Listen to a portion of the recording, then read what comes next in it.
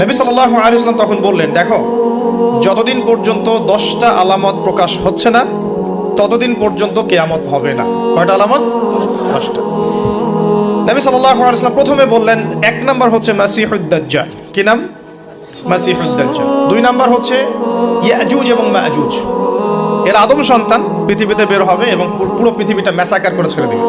আর মাসিহুদ দাজ্জাল সেও বের হবে শেষ জামানায়, যে ইহুদিদেরকে নিয়ে পুরো বিশ্ব শাসন করবে, বিশ্বের প্রতিটা ডিপার্টমেন্ট সে রুল করবে। এবং দাজ্জালের যে ভয়ঙ্কর কোনো ফিতনা এই পৃথিবীতে আসে নাই, আসবেও না। প্রত্যেক নবী তার কওমকে দাজ্জাল সম্পর্কে সতর্ক করেছিলেন, এমনকি নূহ আলাইহিস সালাম পর্যন্ত তার উম্মতকে দাজ্জালের ফিতনা সম্পর্কে সতর্ক করেছিলেন।